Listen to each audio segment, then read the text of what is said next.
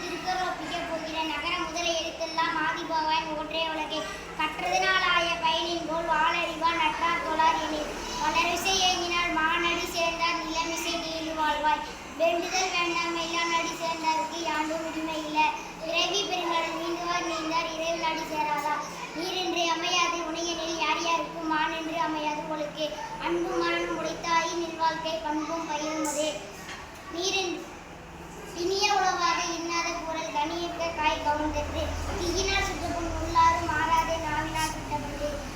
நன்றி மறுபது நன்றன்று நன்றல்லதை நன்றே மறுபது நன்றே